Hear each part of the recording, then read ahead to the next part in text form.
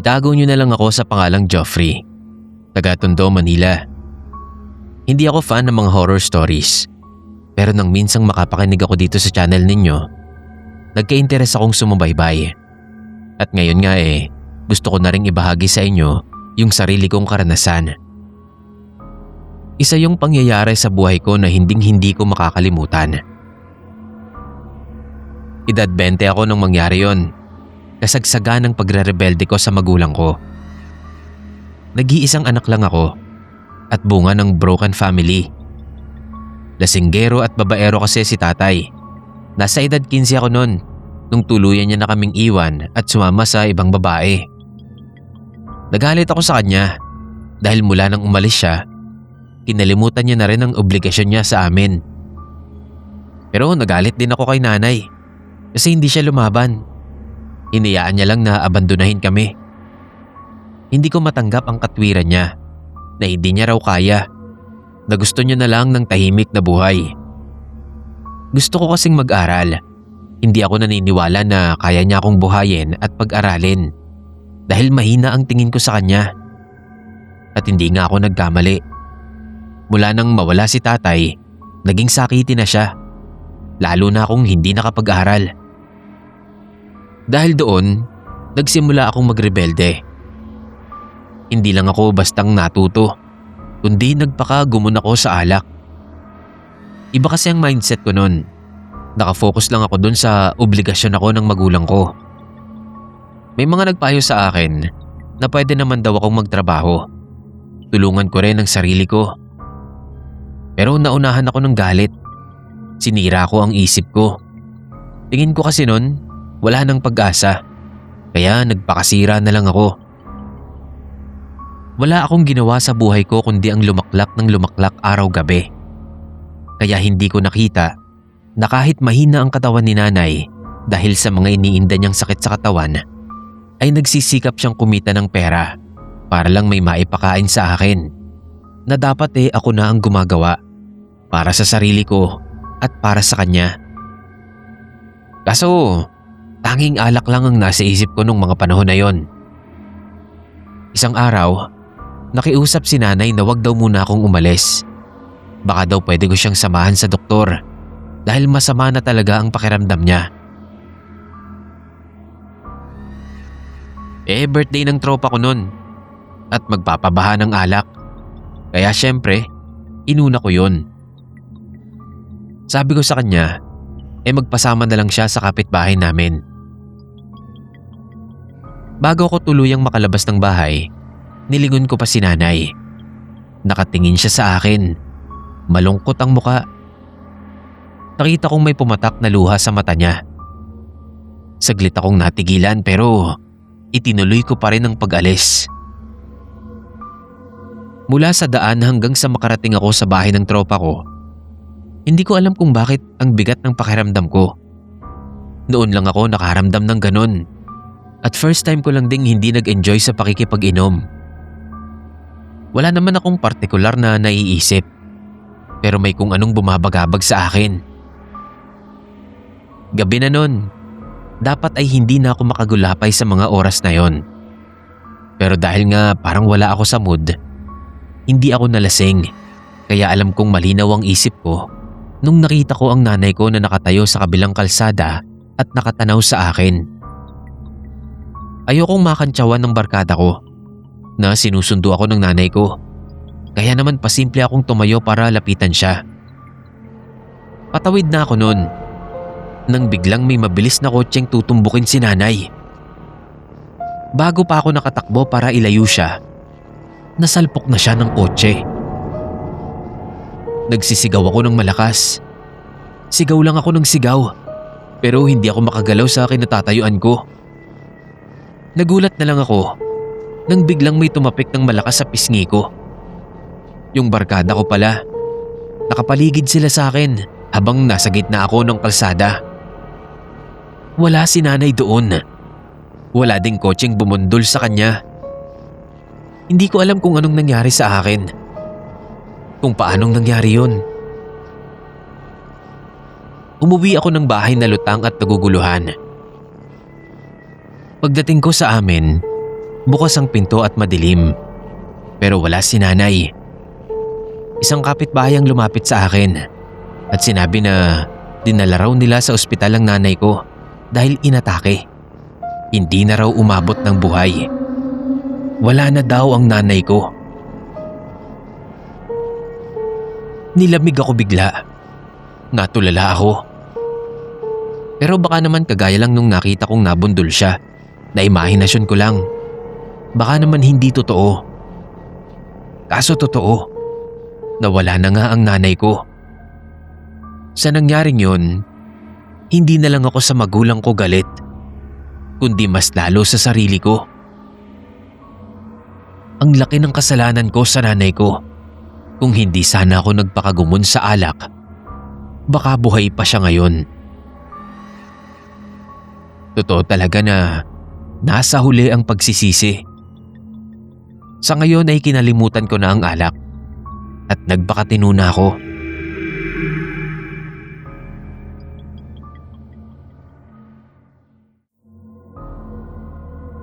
Hello po kay admin at narrator. Ako po si Jomi, isang preschool teacher. Silent listener po ako for almost a year na. Pero bigla akong nagka-interest na mag-share ng story dahil sa nangyari sa father ko. Siya po yung actual na naka-experience nito at ikinuwento lang din sa amin. Maaga kaming naulila sa ina. Nakamulatan na naming dalawang magkapatid ang pagiging lasinggero ni Papa. Sabi nila, nagsimula lang daw yun nung nawala si Mama. Doon niya idinaan yung lungkot niya. Walang araw na hindi siya umiinom. Pagkakagaling niya sa trabaho, magpapabili agad siya ng isang malaking bote ng Red Horse.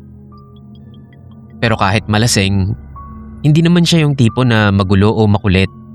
Tamang emote lang si Papa, tapos matutulog na. Maliliit pa kami noon, kaya hindi pa kami aware sa masasamang dulot ng alak sa katawan. Kaya sunod lang kami ng sunod kada pabili ni Papa. Pero nung may isip na ako, lagi ko na siyang sinasaway na tumigil na sa kakainom. Pero lagi niyang sagot, pampatulog lang daw. Hindi ro kasi siya nakakatulog kung hindi siya nakakainom. Hinahanap na ng sistema niya. Yun lang naman ang reklamo namin kay Papa. Yung pagiging talamak niya sa alak. Kasi kahit ganoon, mabait siya at good provider. At higit sa lahat, hindi na siya nag-asawa dahil si Mama lang daw ang nag-iisang babae para sa kanya. Saktong nakagraduate ako at nakapagtrabaho na nang maaksidente si Papa. Nabundol siya ng kotse. Dahil doon, hindi na siya nakatrabaho sa pabrika. Pero ayaw daw niyang maging inutil. Kaya kahit pagtitinda ng balot, ginawa niya. Ang kaso, mas lumala pa ang pagiging lasinggero niya. Hindi na lang siya sa bahay nagiinom mag-isa. Dumadayo na din siya sa kapitbahay. Habang nagtitinda ng balot, tumatagay. Nasanay na din sa kanya ang mga kapitbahay namin at kilala naman siyang mabuting tao. Kaya kahit lasing siya, bumibili pa rin sa kanya. Pero dumalas ang pagtatalo namin dahil nga sa pagsaway ko sa kanya. Madalas na kasi niyang iniinda ang pananakit ng dibdib. Pero matigas talaga ang ulo at hindi talaga mapigilan sa alak. Minsan biniro ko siya. Pagka ko hindi siya tumigil, susunduin na lang siya ni kamatayan. Ang sagot naman niya, mabuti nga daw at nang magkasama na sila ni Mama. Isang gabi, malakas ang ulan at hangin. Pinigilan ko siyang magtinda dahil masama nga ang panahon. Pero dahil nakainom, ayaw paawat. Doon lang naman daw siya sa tent ng barangay magtitinda at hindi na maglalako pa. Nakita ko pa sa likod ng bulsa niya yung nakasuksok na bote ng gin. May baon pa talaga Napabuntong hininga na lang ako noon. Hindi naman kalayuan ang barangay sa amin. Sa makalabas lang yun ng eskinita. Kaya kahit paano, panatag ako at may mga tanod naman din doon. Pero nung pasado 11:00 na hindi pa siya bumabalik. Malakas na ang ulan. Sabi ng kapatid ko, baka daw nagpapatila ng ulan. Wala kasi siyang dalang payong. Pero kasi hindi talaga ako makali. Kumuha ako ng payong at balak ko ng sunduin. Pero saktong pagbukas ko ng pinto, biglang bumalandra doon ang katawan ni tatay. Basang-basa sa ulan. Nagmamadali siyang tumayo at halos magkandara pa sa pagmamadaling makapasok ng bahay. Ipinasara niya agad ang pinto. Nataranta kaming magkapatid. Tinanong ko siya kung anong nangyari. Pero hindi siya makasalita. Nanginginig ang katawan niya. Natakot ako dahil para siyang aatakihin nun. Nang sa wakas ay kumalma na siya, ay sa kanya ikinuwento ang nangyari. Nakaidlip daw siya habang nagtatagay mag-isa. Tapos may tumapik sa balikat niya at nagsabing bibili ng balot. Pagkarinig daw niya nun, dali-dali niya agad pinagbilhan. Pero nung iaabot niya na raw yung balot, nabigla daw siya. Dahil yung bumibili ay nakatalokbong ng itim na tela. Hindi niya raw kita ang muka. Tanging dalawang bilog na pula lang daw na tila mga mata ang nakikita niya sa loob ng talokbong nito. May hawak daw itong kalawit at nakalutang sa ere. Sa takot daw niya napatakbo na siya at naiwan na ang basket niya doon. Alam kong nakainom si Papa. Langhap ko pa yung amoy ng alak. Pero nung time na yon, parang hulas na hulas naman siya. At kita mo talaga yung takot sa mukha niya. Maya-maya, dumating yung mga tanod dala yung basket na naiwan niya. Nagulat daw sila kasi bigla na lang daw nagsisigaw si Papa at sinagasa ang ulan. Nasabihan ko tuloy siya ng, "O ano, yan napapala mo. Kamuntikan ka ng sunduin ni kamatayan. Alak pa." Hindi ko alam kung totoo talaga yung nakita niya. Pero ang importante, mula nang mangyari yun, nagkaroon na ng takot at hindi na muli pang tumikim ng alak si Papa.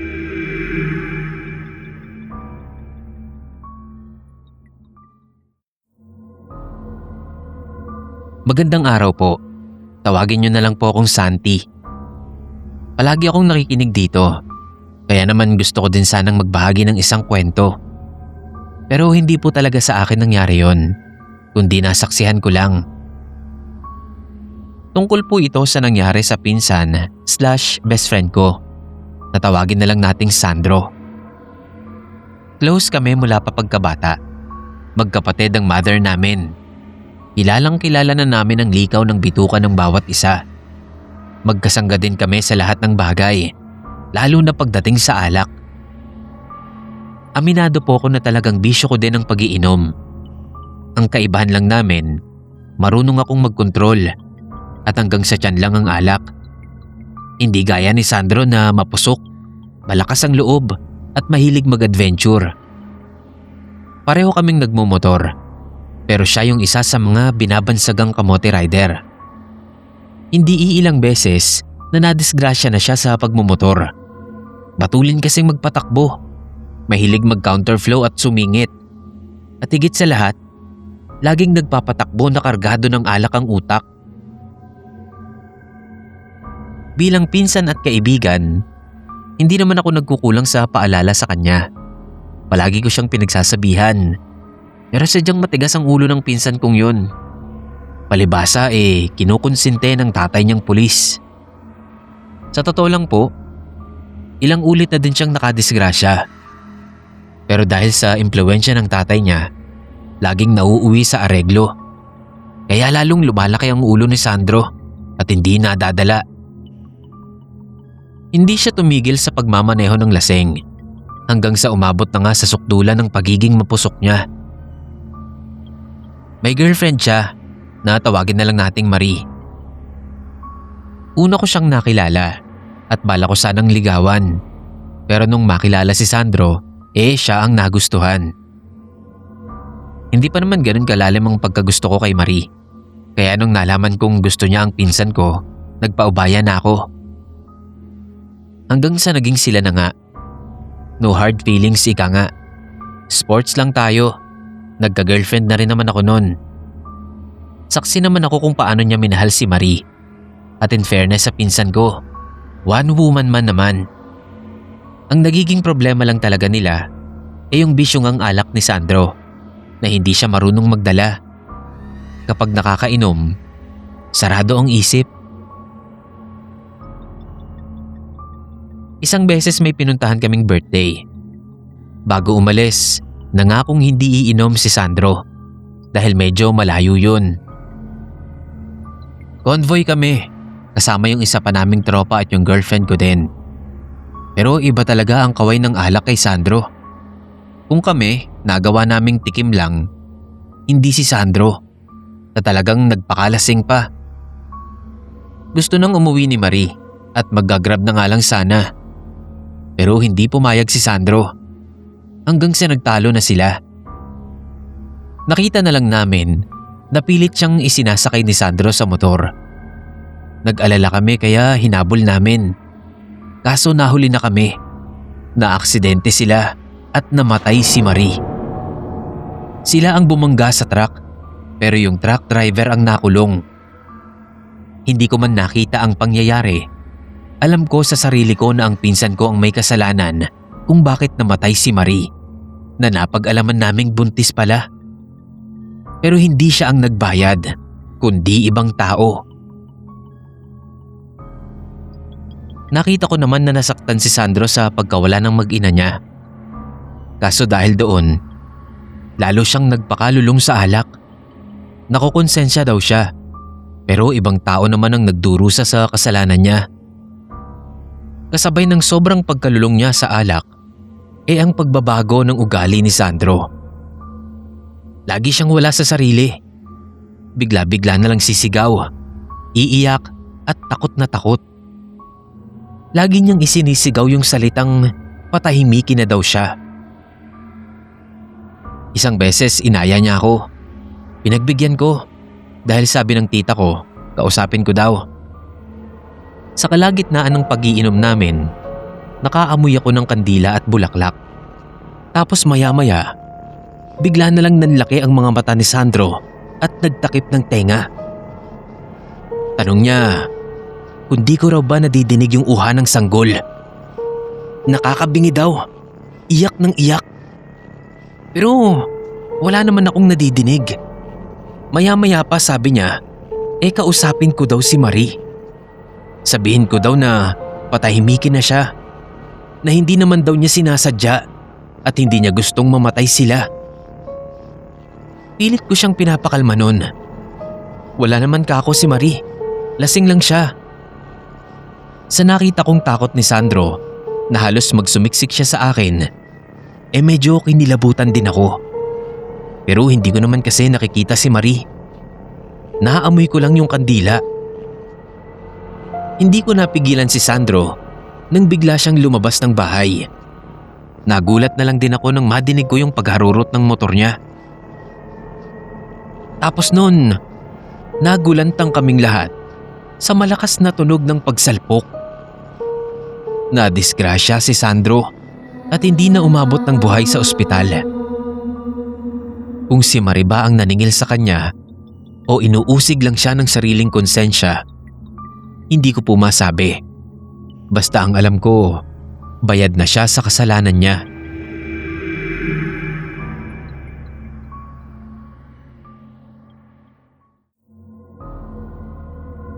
Magandang gabi po. Itago niyo na lang po ako sa pangalang E.T. mga kapasta. Mahigit 40 na ang edad ko. Dati, ang paborito kong panoorin ay mga teleserye na drama at love stories. Pero mula nang makaranas ako ng isang kababalaghan, ay nahilig na rin akong magbasa at manood ng mga kwento na may kinalaman sa paranormal. Noong una, mga movie lang. Tapos yung mga palabas sa YouTube na kagaya ng kay MJS at yung kay Noli Di Castro. Yung mga segment nilang horror. Hanggang sa makita ko nga itong channel na ito at nalaman kong pwede palang magpadala dito ng sariling karanasan. Kaya naman naisipan ko ring ipadala yung kwento ko na nangyari nitong nakaraang taon lang. Tungkol po yun sa kapitbahay ko. Sumalangit nawa. Pasensya na kung maikukwento ko dito yung pangyayari na yon. Hanggang ngayon kasi, hindi pa rin ako makapaniwala. Akala ko sa mga palabas lang nangyayari ang ganon. Pero totoo pala. Kaya kapag naaalala ko, kinikilabutan pa rin talaga ako. Biyuda ako at may 2 anak. Ang tanging ikinabubuhay namin ay ang 2 pintong paupahan at maliit na sari-sari store na hindi rin naman kalakihan ng kita. Dahil bukod sa hindi makumpleto ang paninda, kadalasan pa puro utang. Hindi ko naman matanggihan. Dahil kapag hindi mo pinautang, hindi na magbibilihan. Isa sa mga suki kong mangungutang ay ang kapitbahay kong biyudo din. Itago na lang natin siya sa pangalang Mang Oka. Dalaga pa lang ako, kilala na siyang manginginom sa looban. Buhay pa ang asawa niya, sakit na siya ng ulo. May trabaho naman, pero ang kinikita kulang pa sa bisyo niya. Kaya napilitang magtrabaho ang asawa niya para may ibuhay sa mga anak nila. Mabuti na lang nga at malaki na ang mga anak nila nang mamatay ang asawa ni Mang Oka. Nagsumikap, kaya parehong nakatapos. Habang si Mang Oka naman, tumatanda na lang sa kakainom ng alak. Pero kahit gano'n naman, mabait naman ang matanda. Wala siyang nakakaaway sa lugar namin.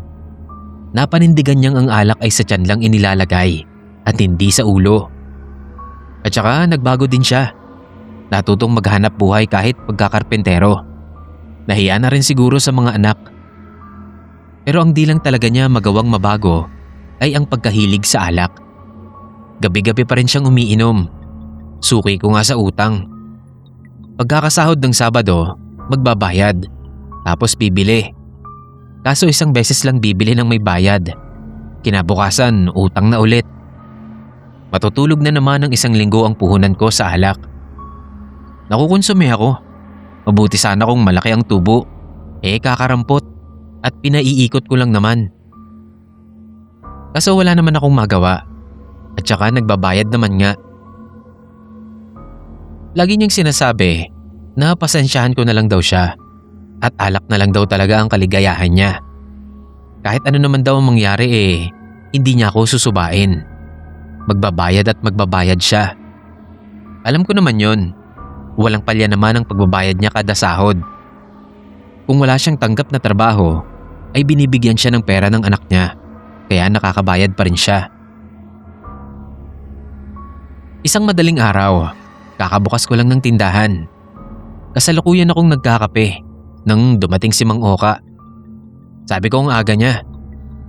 Di raw kasi siya nakapagbayad nung gabi. Kaya magbabayad na siya. Naalala ko nga na hindi siya pumunta.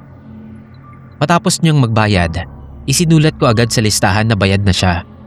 Tapos ay kumuha ng 1 bote dahil nga kabisado ko na siya. Alam kong hihirit yun ng alak pagkabayad. Pero nagulat ako nung tumanggi siya. Hindi na raw kasi siya makakainom. Pumunta lang siya para magbayad. Nagpasalamat lang tapos ay umalis na. Nagtaka ko. Ano kaya kakong nakain ng matandang yun? Matapos yun, sinaktan ako ng tiyan kaya tinawag ko ang anak ko para pagbantayin. Saglit akong nahiga pero di ko namalayan na nakatulog pala ulit ako. Nagising na lang ako sa pagkakaingay ng mga kapitbahay. Pagbangon ko, nakita kong maraming tao kina Mang Oka. Nag-iiyakan ng mga anak at may mga lalaking nagkakabit ng tolda. Labas ako para makiusyoso at nabigla ako nang malaman ko na namatay na si Mang Oka. Inatake daw nung hapon pa. Dinala sa ospital pero hindi na nailigtas. Nanlaki yung ulo ko noon. Binalikan ko sa isip ko kung panaginip lang ba na nagpunta siya sa tindahan ko at nagbayad ng utang. Dali-dali akong umuwi para i-check yung listahan. Nanlamig ako at kinilabutan nang makita ko ang nakasulat na paid. Hindi pa naginip. Totoong nagpunta siya. Nakausap ko at nagbayad. Tinupad niya ang pangako niya. Pero paano nangyari yun? Kung nung gabi pa lang pala, patay na pala siya. At kaya pala tinanggihan niya yung alak dahil hindi na daw siya makakainom pa.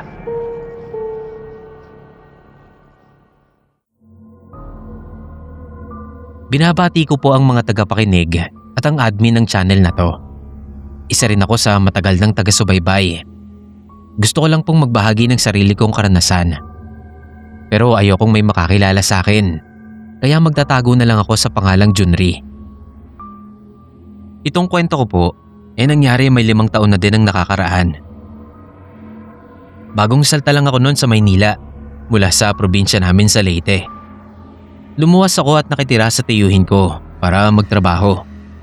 Foreman siya at siya mismo ang nagsama sa akin sa trabaho niya.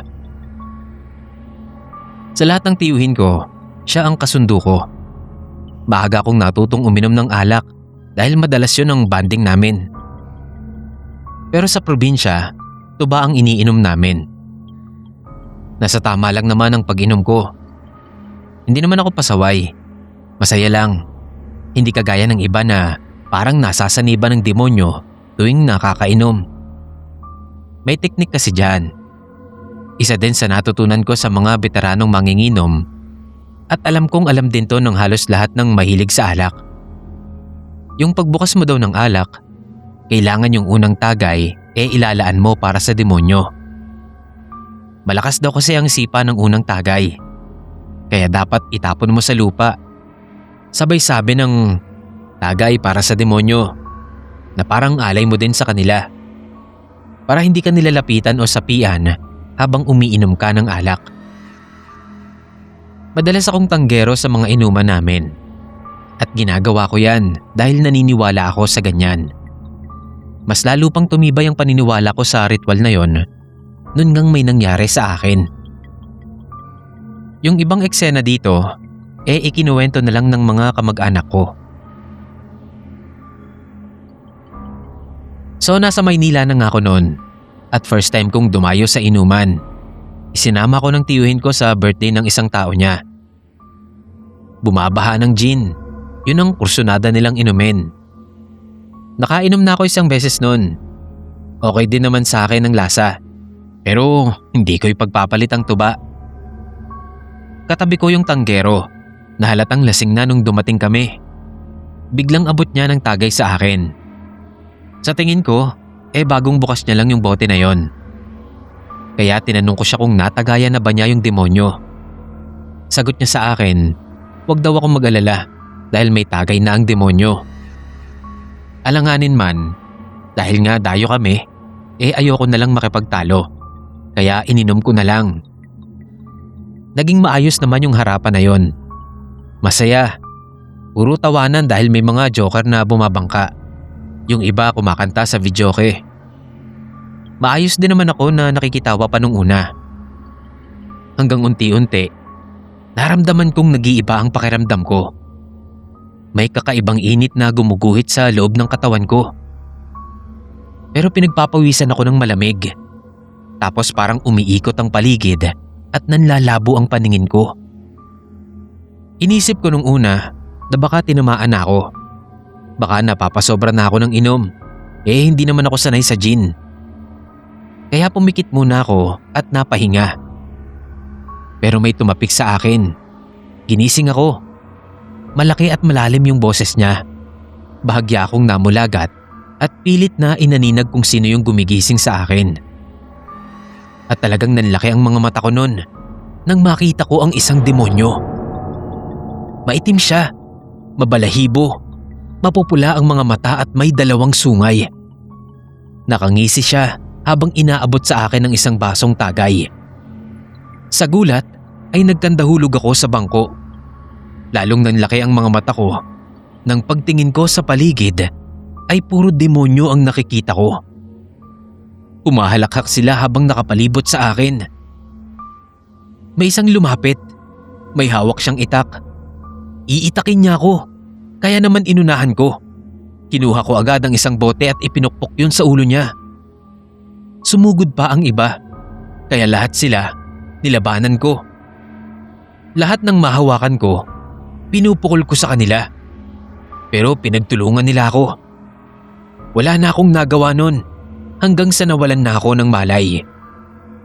Pagising ko, nasa presinto na ako. Nakakulong at may mga sugat. Ang sabi nila, Bigla na lang daw akong nagwala nang gisingin ako ng tanggero para tagayan. Pinukpok ko daw ng bote sa ulo. Pati nga din daw sila sinaktan ko. Kaya napilitan silang pagtulungan ako dahil hindi nila ako maawat sa pagwawala. Pilit kong pinapaliwanag sa kanila na totoong mga demonyo yung nakita ko. Na kaya ko nagawa yon dahil pakiramdam ko sinasapian din ako ng demonyo dahil hindi sila natagayan. Pero ayaw maniwala ng mga pulis. Maging yung tiyuhin ko hindi naniniwala. Nasobrahan lang daw ako sa alak. Yung espiritu daw nun ang sumapi sa akin. Pero hindi rin ako naniniwala. Mas naniniwala ako na totoo yung ritual na dapat mong tagayan muna ang demonyo para hindi ka nito sapian, kagaya ng nangyari sa akin. Naareglo naman yung kaso, kaya nakalabas din ako.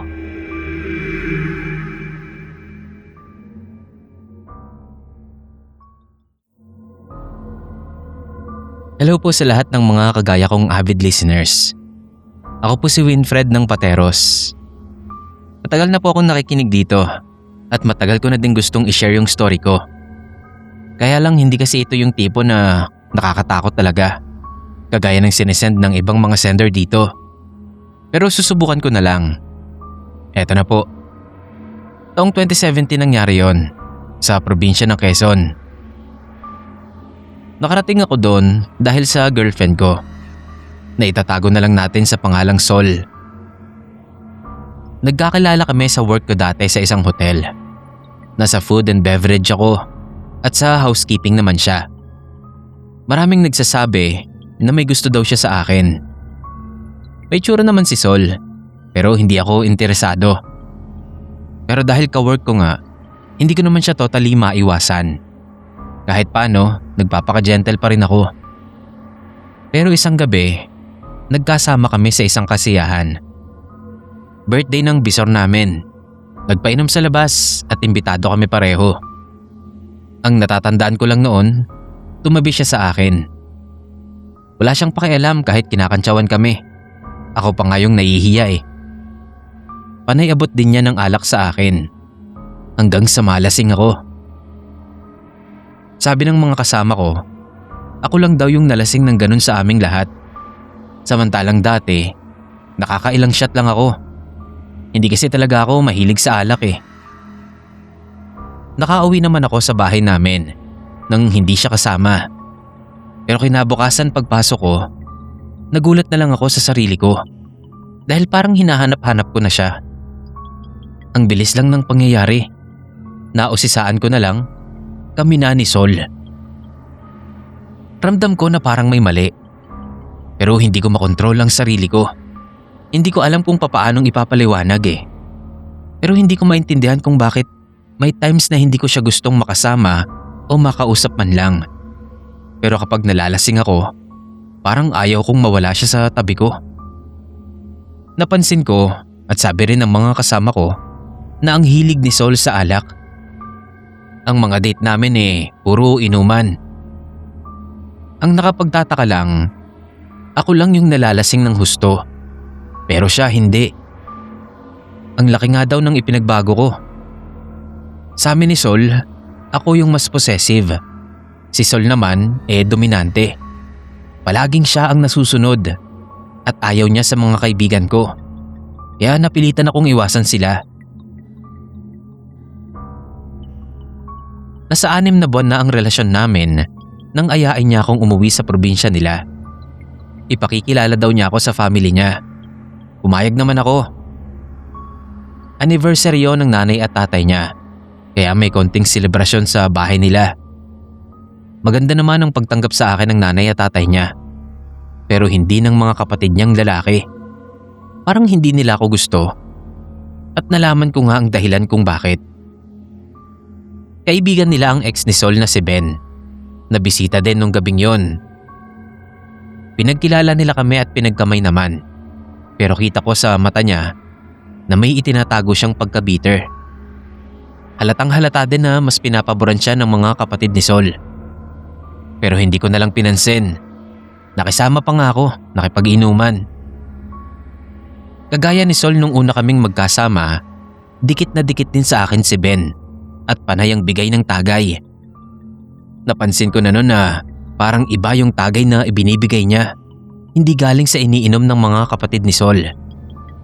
Napansin ko din na tuwing ibibigay niya sa akin ng tagay, laging nakapasok sa baso at nakaloob sa alak ang isang daliri niya.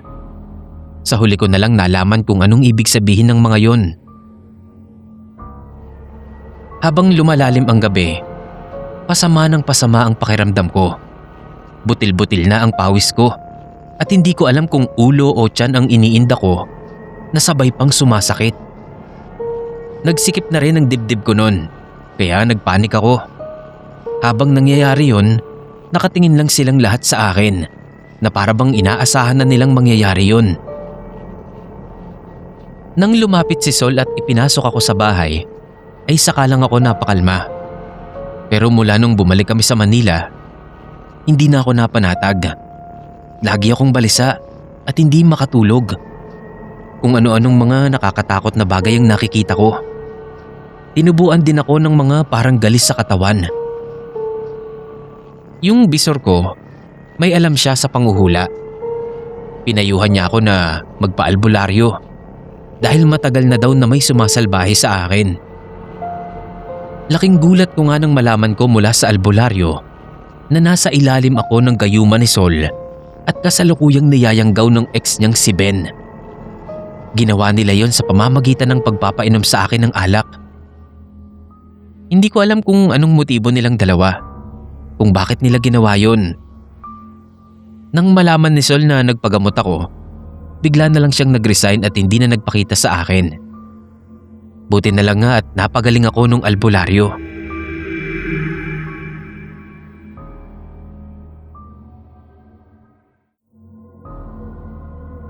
Itago niyo na lang po ako sa pangalang Nori, mga kapasta. Itong karanasan ko na to, matagal nang nangyari. Wala pang social media noon. Siguro nasa mahigit 20 pa lang ang edad ko noon. Ngayon kasi may apo na ako. At isa sa libangan ko habang nag-aalaga ng mga apo ko ang pakikinig dito sa channel ninyo. Sa maniwala kayo't sa hindi, totoong pangyayari sa akin ang ibabahagi ko sa inyo. Taong 1995 noon, bago pa lang kaming nagsasama ni Kiko. Dati lang kaming magbarkada na nagkagustuhan at nag-decide na magsama dahil nabuntis ako. Doon kami tumira sa amin dahil nasa probinsya ang pamilya niya. Pero bago tuluyang lumaki ang tiyan ko, inudyukan kami ng tiyahin niya na tinitirahan niya na umuwi na sa kanila para daw makilala na ako ng pamilya niya. Ayaw niya, pero pinilit ko talaga. Pagdating namin sa kanila, nahalata ko agad na hindi ako gusto ng parents niya. Hindi sila nagsasalita, tapos laging masama ang tingin sa akin. Pero ako yung tipo na hindi agad nawawala ng loob. Kaya naman panay din ang lapit at kausap ko sa kanila kahit lagi akong sinasama ng tingin, lalo sa tiyan ko. Siguro dahil hindi nila gusto na magkakaupo na sila. Isang araw, narinig ko na nag-uusap sila. Malapit na daw ang kapistahan. Gusto nang bumalik ni Kiko nun sa amin. Pero sabi ko, tapusin na muna namin ang fiesta sa kanila. Nagulat pa si Kiko na alam ko. Sabi ko narinig ko kasi. Pero sabi ni Kiko, ibang fiesta daw yon at mas mabuting umalis na kami. Pero ayoko nga. Excited pa ako nun. Kasi first time kong makakaranas ng fiesta sa probinsya.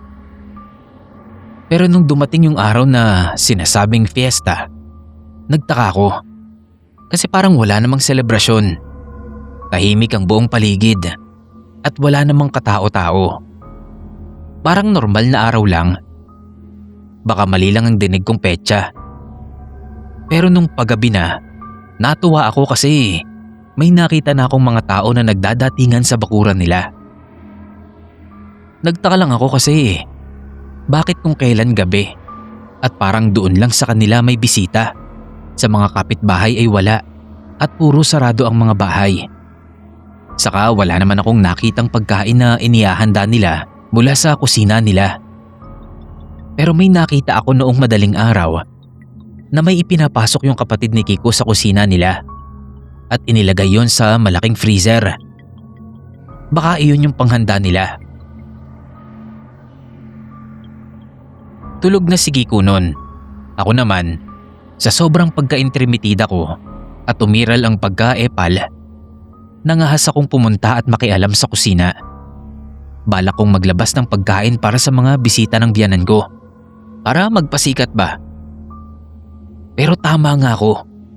Wala namang pagkain na nakahain sa mesa. Kaya ang ginawa ko, nangalkal ako. Baka kako nakalagay pa sa ref. Wala din. Naalala ko yung malaking freezer sa sulok. Alam ko nakalak yun, pero mukhang nakalimutan ata, kaya nabuksan ko. Pagbukas ko, nabigla ako. Pasintabi po. Ang laman kasi ng freezer na yon ay mga bangkay ng aso at pusa na pinagputol-putol. Hindi ko napigilan ang sarili ko. Napatakbo ko sa CR at doon ako nagduduwal. Bilang dog lover, napaiyak talaga ako at natakot nang maalala ko na yun yung dala ng kapatid ni Kiko na inilagay sa freezer. Naguguluhan ako noon. Hindi ko maintindihan kung bakit sila pumatay ng mga kawawang hayop at inilagay doon. Mabilis akong bumalik sa kwarto namin. Hindi ako mapakali dahil sa nakita ko.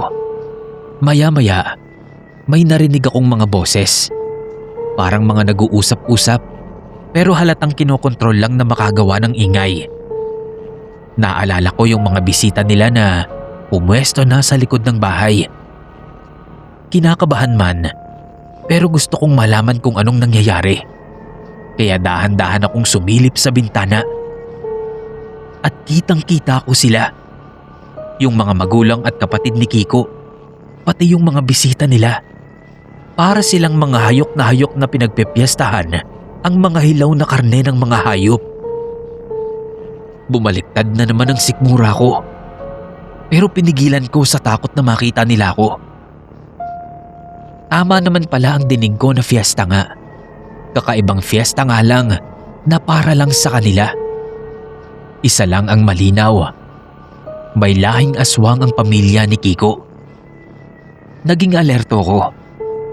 Nang matiyak kong tapos na ang kung anumang pagdiriwang nila at wala na ang mga bisita, tumakas ako.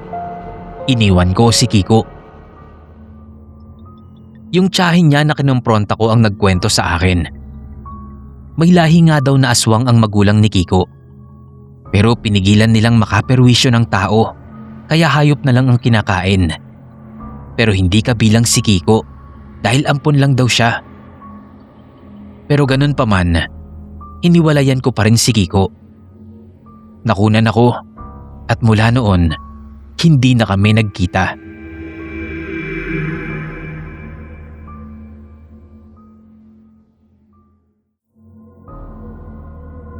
Tawagin niyo na lang po ko sa pangalang Ivram, Tubong Ilocos.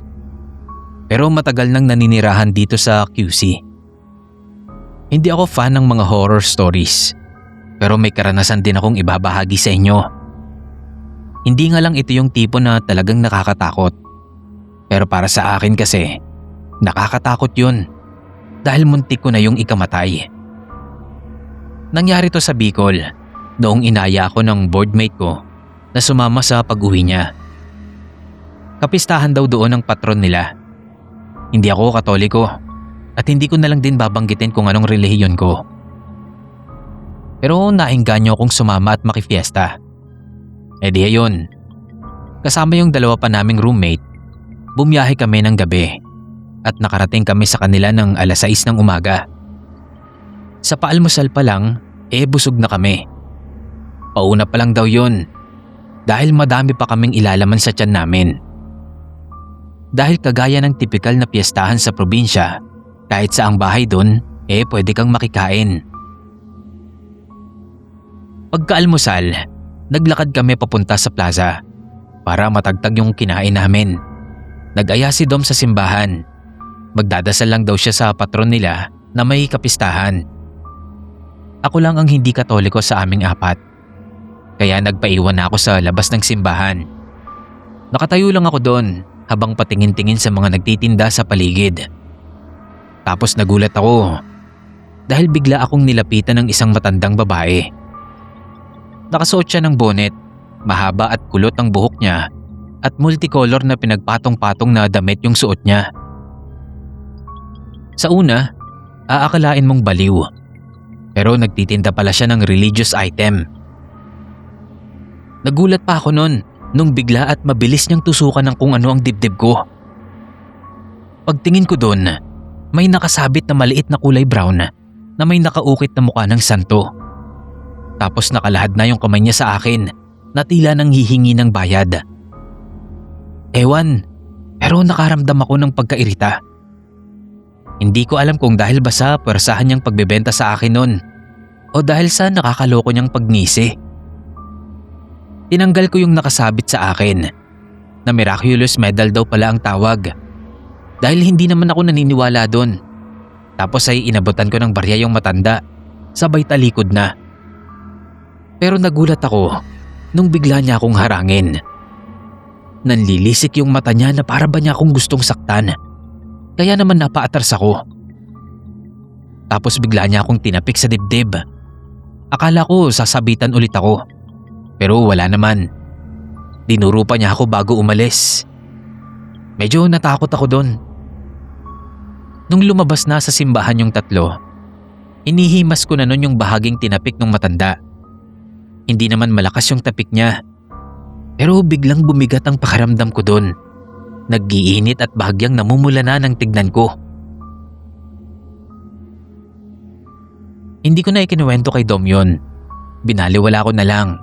Baka mawala rin kasi. Pero habang naglilibot kami, pasama ng pasama yung pakiramdam ko. Parang nagsisikip na rin ang dibdib ko. Kaya natahimik na ako at hindi na ako nagsasalita. Napansin yun ng mga kasama ko. Tapos nagulat sila kasi namumutla na daw ako at nangingitim ang labi. Dali-dali nila akong inuwi sa bahay. Sapo ko na nga yung dibdib ko nun bago pa kami makapasok.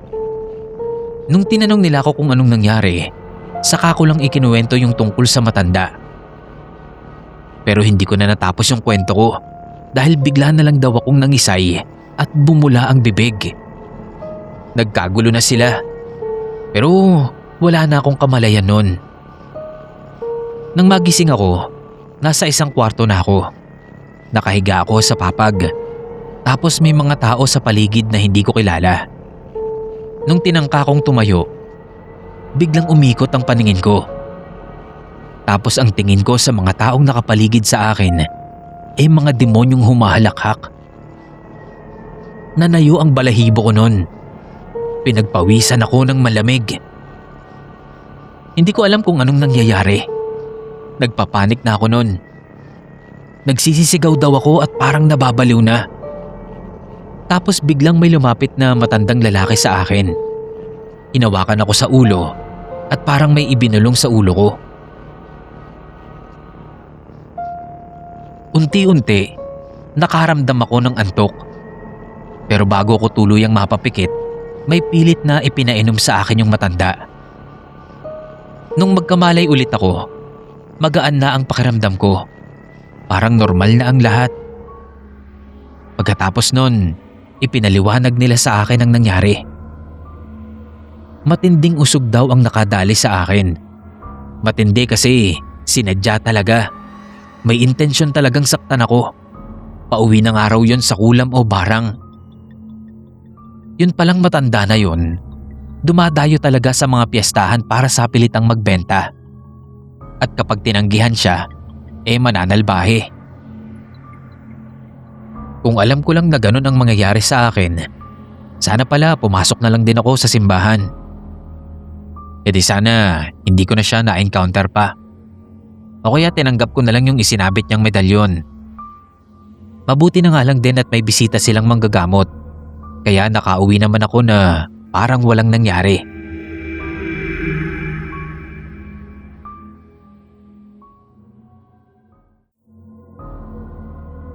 Magandang araw. Itago niyo na lang ako sa pangalang Dino. Tubong Masbate. Sa fiesta sa lugar namin nangyari yung kwentong ibabahagi ko sa inyo. Pagka-graduate ko ng college, lumuwas ako dito para magtrabaho. 4 na taon bago ako ulit nakauwi sa amin. Itinaon kong fiesta dahil bisperas noon ang 60th birthday ng mama ko. Kasama ko ang girlfriend ko para ipakilala sa parents ko. Tawagin na lang natin siyang Irene. Bisperas pa lang nang dumating kami. Abala ang lahat ng taong dinatnan namin sa bahay. Pero hindi pa yon para sa fiesta, kundi para sa birthday ni mama na isi-celebrate kinagabihan. Matapos kong ipakilala si Irene sa pamilya at mga kamag-anakan namin, nagpa siya akong tumulong sa mga kalalakihan na nagkakatay ng baboy. Noon ko lang ulit nakasama ang mga tiyuhin at mga pinsan ko. Kaya talagang nalibang ako. Pero maya't maya, natitigilan ako.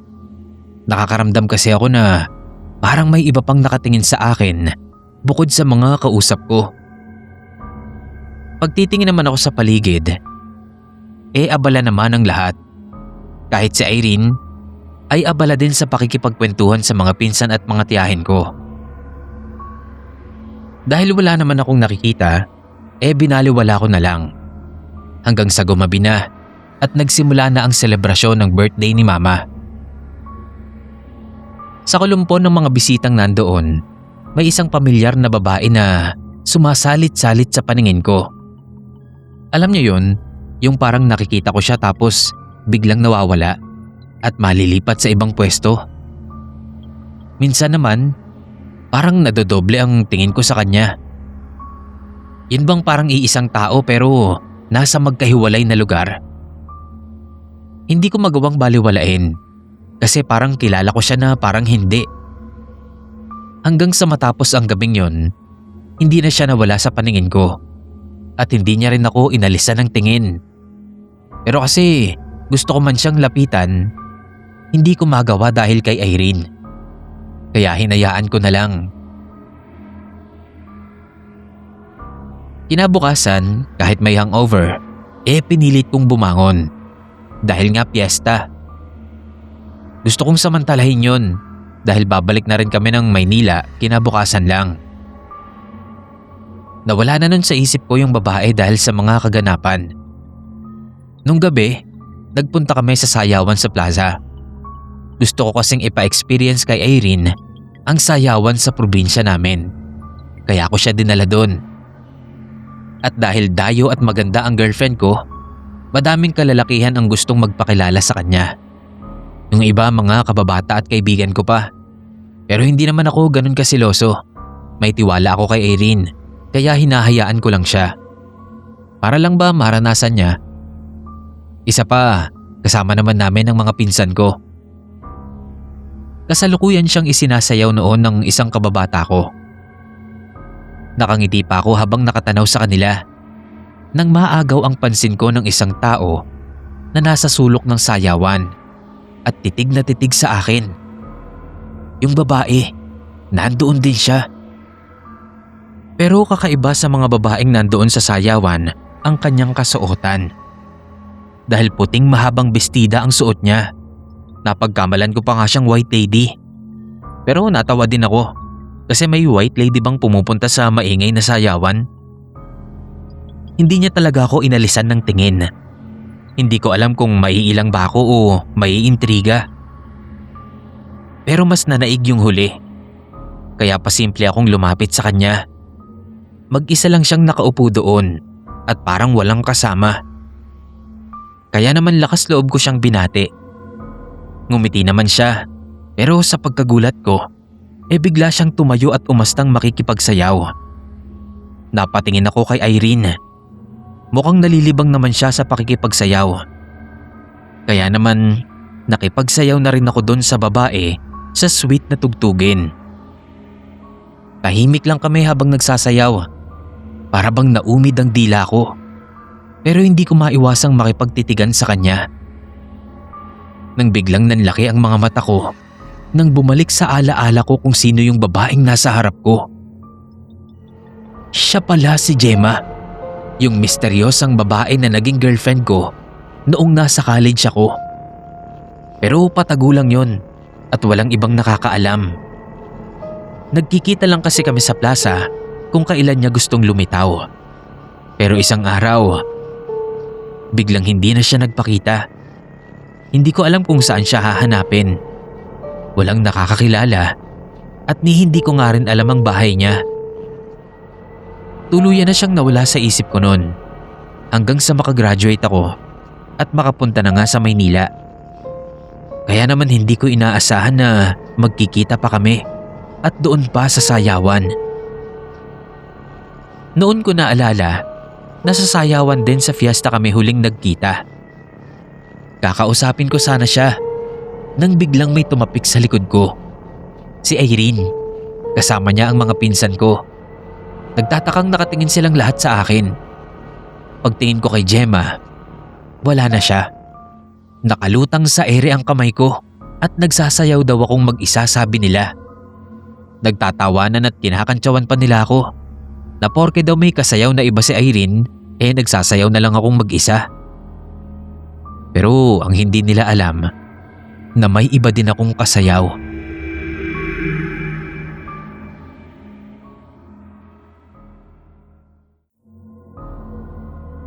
Hello po sa lahat ng taga-subaybay ng horror channel na to. Tawagin niyo na lang po ako sa pangalang Yvette. May partner ako, si Ross. Isa po siyang lesbian. Nagkaroon siya ng masamang karanasan nang pumunta siya sa isang fiestahan sa probinsya ng Quezon.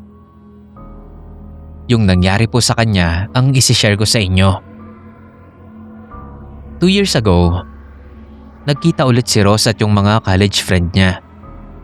Mula noon, naging active na ulit yung friendship nila. Lagi silang magkakasama. Okay lang naman sa akin yun. Kasi ako rin naman, madalas ding makibanding sa mga kaibigan ko. Kaya nung magpaalam siya sa akin na sasama siya sa kanilang makipamiesta sa Quezon, pinayagan ko siya. Ayaw sana ng nanay ko. Dahil mahirap daw yung dumadayo sa mga probinsya at kakain. Baka daw mamaya ay makatuwaan siya. Kung hindi malason, mayanggaw. Hindi ko alam noon kung ano yung yanggaw. Pero sabi ko sa kanya, sa panahon ngayon, wala na yung mga ganon. Pero mabuti na rin daw yung magsiguro dahil hindi niya alam kung anong klase ng tao ang mga makakahalubilo niya doon. Kaya pilit niyang pinagdala si Ross ng kalamansi at kabilin-bilinan na bago siya kumain o uminom ay patakan niya ng kalamansi ang kakainin niya para daw malaman niya kung magbabago ang itsura ng pagkain. Kapag daw parang naging mga insekto o hilaw na laman loob ang pagkain, siguradong mga aswang yung tao doon at balak siyang gawing kaisa nila. Natawa pa kami ni Ross kay nanay. Kakapanood niya kako yun ng mga horror movies. Pati sa totoong buhay nadadala niya. Pero para sa ikatatahimik niya, kinuha ni Ross ang kalamansi at inilagay sa bulsa at saka siya umalis. Pero hindi pa rin kumbinsido ang nanay ko. Kaya pagdating ni Ross sa fiestahan, kinulit niyang tawagan namin at itanong kung nagpapatak ba siya ng kalamansi sa mga kinakain niya. Nag-video call pa si Ross para kumbinsihin si nanay na wala siyang dapat ipag-alala dahil safe naman ang mga pagkain. Hindi nagbago, kaya hindi siya magiging aswang. At saka lang natahimik ang nanay ko noon. Nang kaming dalawa na lang ni Ross, tinanong ko siya kung talagang ginawa niya yon. Hindi daw. Sinabi lang niya yon dahil alam niyang hindi siya titigilan ng nanay ko. Nakakahiya naman daw kasi sa nag-imbita kung makikita nitong papatakan ng baong kalamansi ang mga pagkain. Baka daw mainsulto. At oo nga naman. Matapos yon, hindi na kami nakapag-usap. Hindi ko na kasi siya makontak nun. Kaya medyo nag-alala din ako. Pero nakahinga naman ako ng maluwag nang makauwi siya ng ligtas. Ang kaso mo, mula nang makauwi siya, kapansin-pansin ang naging pagbabago sa kanya. Naging tahimik. Hindi ko makausap at palaging tulog. Hindi rin siya nakakapasok dahil palaging masama ang pakiramdam niya. Naging bugnutin din siya at lagi nang nakasigaw. Hindi naman siya dating ganun. Mabuti na lang nga at nasa isang kapatid ko ang nanay ko. Kundi kung ano-ano na naman ang sasabihin nun. Pero ako mismo, iba na ang pakiramdam ko sa kanya nung time na yon. Malakas ang kutob ko na may nangyari na hindi niya sinasabi. Nakumpirma ko yun nung ayaw niyang magkakain. Pero naabutan ko siya isang hating gabi na nagbubungkal sa kusina at tila gutom na gutom. Madaming pagkain sa mesa. Nang iabot ko sa kanya, nagwala siya. Pinagtatapon niya lahat. Nasyak ako kasi noon ko lang siya nakitang ganon. Pero ang mas ikinabigla ko ay nang makita ko ang pagbabago sa itsura niya. Galit na galit siya at nanlilisik ang mapupulang mga mata. Para bang tinubuan din siya ng mga balahibo sa muka. Natakot ako kaya tumakbo ko at nagkulong sa kwarto. Kinabukasan nang dumating si nanay, normal naman na ang itsura ni Ross. Pero nang malaman ni nanay ang nangyari, hindi siya kumbinsido na wala lang yon. Sigurado daw siya na nayanggaw si Ross. Hindi pa rin ako naniniwala nun. Pero hindi ko rin kasi alam kung paanong ipapaliwanag yung nangyari sa kanya. Kaya naman hindi na ako kumontra nang isama ni nanay sa bahay ang tiyuhin kong albularyo. At kinumpirma nga niya na nayanggaw nga daw si Ross. Pero hindi ng kaibigang sinamahan, kundi ng kapitbahay nito. Nagsama pa siya ng isa pang albularyo. Pinagtulungan nilang gamutin si Ross hanggang sa tuluyan na ngang nawala ang lason. Hanggang ngayon, hindi pa rin ako makapaniwala na mayroon pa din ngang mga ganon. Nakipiesta lang naman siya kamuntikan pang maging aswang.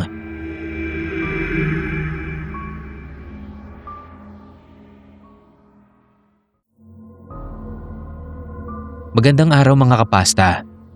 Tawagin niyo na lang ako sa palayo kong Densyo.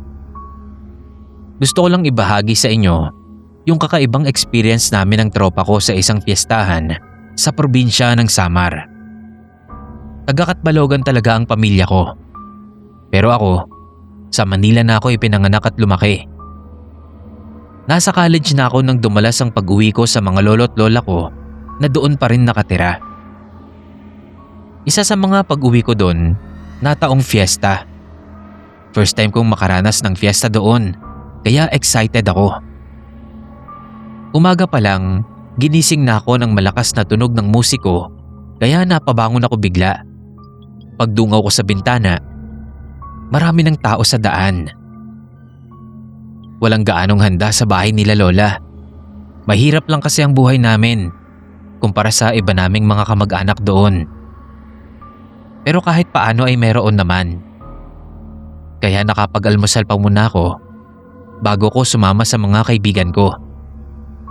Masaya at marami palang ganap sa fiesta sa probinsya. Madaming makukulay na parada, mga palaro at palabas. At higit sa lahat, bumabahan ng pagkain at alak. Kahit saang bahay na may handaan, libre kang makakakain. Totoo nga ang sabi nila na masarap makipiesta sa probinsya. Hindi pa tapos ang araw pero busog na kami. Kinagabihan, dumalo kami sa isang sayawan.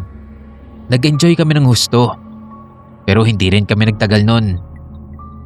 Lumipat naman kami sa isang pariyahan. Pero bago yon, nakikain pa muna ulit kami ng hapunan sa nadaanan naming bahay. Talagang sinulit namin ang handaan. Medyo malayo sa lugar namin yung perya. Pero sakop pa rin naman ang fiesta. Sa perya, nalibang kami ng husto. Marami kasing mga rides at games kung saan may tayaan. Tuwang-tuwa kami dahil noong una paldo kami. Sunod-sunod ang panalo namin. Pero bago maghating gabi, naubos lahat ng perang pinanalunan namin. Nang hinayang kami, Pero nagkatawanan na lang din kami.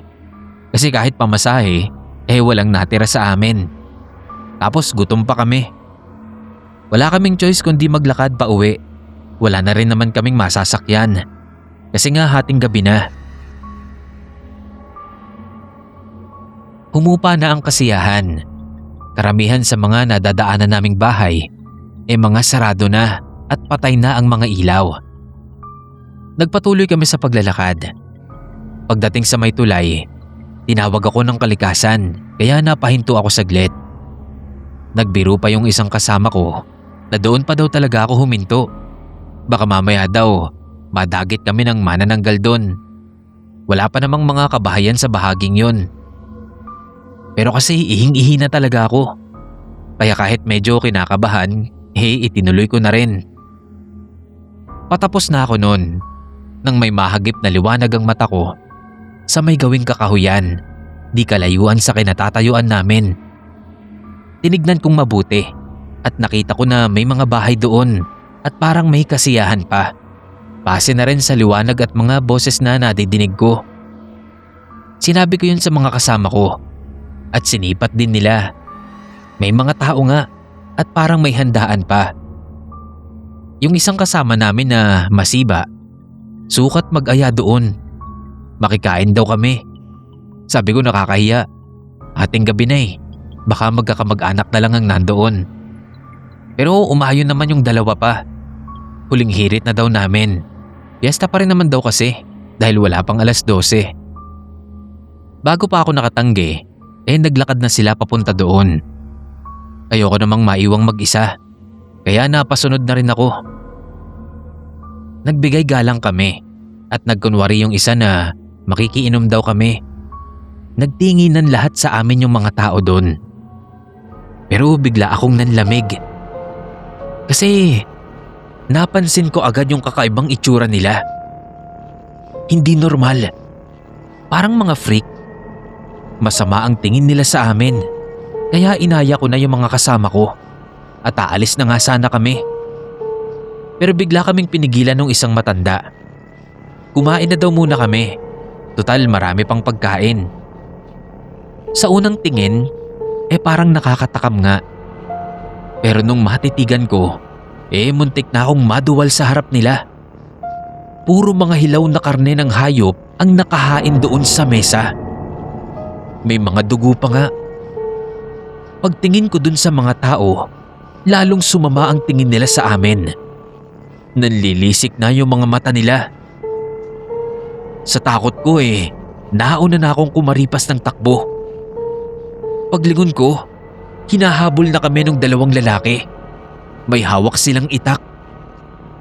Mas binilisan pa namin ang pagtakbo hanggang sa makarating na kami sa highway. Tiyempo namang may dumara ang tricycle. Pinara namin agad at isinakay naman kami.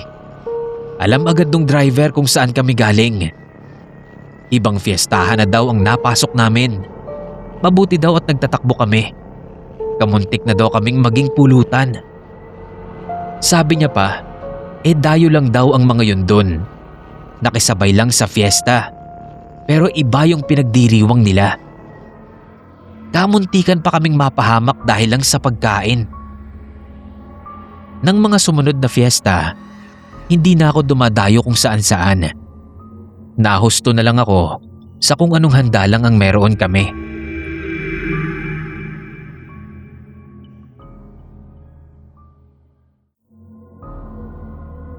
Andrea po ang pangalan ko. Hindi po ako fan ng mga horror stories. Pero paminsan-minsan, nakakapanood at nakakapakinig din ako. Kagaya minsan, napadaan ako sa channel na to at na-inspire akong mag-share din ng story ko na nangyari noong first year high school ako. Yung family ko, magmula sa lolo at lola sa mother's side, relihiyoso. Meron silang maliit na parokya sa lugar namin at halos lahat sila naglilingkod doon. Ang lolo at tatay ko ay mga lay minister. Ang lola, nanay at mga tita ay usheret at lektor. Habang ang mga kapatid at mga pinsan ko naman ay mga miyembro ng choir. Ako lang sa pamilya ang walang ganap sa parokya namin. Medyo pasaway kasi ako nung bata pa. Kaya madalas kapag may okasyon gaya ng fiesta, sapilitan akong kinakaray ng nanay ko para makiisa. At yung time na yon, kung saan nga nangyari yung creepy experience ko, fiesta ng patron namin. Dahil nga mga taong simbahan at kasama pa sa komite ng fiesta, abala ang pamilya ko sa buong panahon ng paghahanda. Sumapit ang fiesta. Binilinan ako na wag maglalaboy. Tumulong daw ako sa bahay dahil may mga bisita. Noong umaga, bait-baitan ako. Utos-utosan ako doon. Taga-silbi, taga-hugas ng pinggan. Pandalas na ang aya ng mga barkada ko noon. Pero wala akong magawa. Bantay sarado ko ng ate ko. Pero bandang hapon, nang malingat sila, nagawa kong tumakas. Sumama ako sa mga barkada ko. Naglibot kami kung saan-saan, nanood ng mga palaro at iba't ibang mga palabas. Bago maggabi, kung kailan magpeperya na kami, nahanap ako ng kuya ko. Pilit akong pinapunta sa kapilya dahil mag-uumpisa na daw ang misa. Binalaan ako ng tatay ko na kapag daw hindi ako sumunod, malilintikan talaga ako. Takot ako sa tatay ko. Kaya kapag siya na ang nagbanta, tiklop talaga ako. Inip na inip ako noon habang nagmimisa. Pero sa wakas ay natapos na din at mag-uumpisa na ang prosesyon. Doon kami pumwesto sa likod ng patron. At dahil nga hindi ko gusto yung ginagawa ko, paloko-loko ang paghawak ko sa kandila. Hanggang sa namatay ang ningas nun. Napalingon ang nanay ko. At nang makitang walang sindi ang kandila ko, sinenyasan akong sindihan yon. Ayaw ko pang sumunod nung una. Kasi ayoko ngang maghawak ng kandila. Napapaso kasi ako. Pero panay lingon ni nanay. Kaso wala naman akong mapagsindihan. Kasi dire-diretso ang lakad ng matatandang katabi ko na puro masusungit. May nakita akong isang babae sa gilid ng daan. Hindi ko alam kung matanda na o bata pa kasi nakatalokbong siya ng belong itim. At itim din ang suot niyang bestida. Nakatayo lang siya doon. May hawak siyang nakasinding kandila. Mukhang hindi siya sumusunod sa prosesyon kasi nakatigil lang siya noon. Lumakad ako pabalik. Lumapit ako sa kanya. Hindi siya sumagot nang sabihin kong makikisindi po, pero inilapit niya ang kandila niya. Habang sinisindihan ko yon, napansin kong nakayapak lang siya. Nagulat ako kasi puro putik at duguan yung paa niya. Kaya bigla akong napatingin sa kanya. At dahil nailawan ng kandila, nakita ko ang mukha niya sa loob ng belong itim. At nabigla ako nang makita ko yung kakaiba niyang itsura. Nakakatakot. Maputla at parang may luha na kulay dugo. Sa takot ay napaatras ako at nagmamadaling humabol sa prosesyon na nakalayo na pala. Sumiksik ako sa pagitan ng mga matatanda. Hindi na ako nakalapit kina nanay dahil sinaway nila ako. Huwag daw akong magulo. Kaya naman nanatili na lang ako sa pwesto ko noon. Pero panay ang lingon ko sa likod ko. Kaya nagkanda paso ako sa kandila at nagmumuntikanan ding makapaso. Paglingon ko ulit, nawala na doon yung babaeng nakaitim. Nakahinga na ako ng maluwag, kaya nag-focus na ako sa kandila ko. Lumakas kasi ang hangin. Nakayuko ako noon habang ang isang kamay ko ay nakatakip sa ningas ng kandila na nagbabantang mamatay. Nang mapansin ko, ang isang pares ng paa na sumasabay sa paghakbang ko. Nakayapak lang yun. Duguan at puno ng putik. Bigla akong napaangat ng tingin. Nanlaki ang mga mata ko nang makita ko. Nakatabi ko na yung babaeng nakabelong itim. Sumunod na rin siya sa prosesyon at tumabi pa sa akin. Sa takot ay napasigaw ako. Malakas na yugyog sa balikat at tapik sa pisngi ang nagpabalik sa malay ko. Narinig ko pa yung sarili kong boses na sumisigaw. Pero wala na yung babaeng nakabelo. Umiiyak na ikinuwento ko kila nanay yung nakita ko. Sabi nung masungit na matanda, ayan daw at napaglaruan na ako ng masamang espiritu dahil wala daw sa loob ko ang pagsunod sa prosesyon ng patron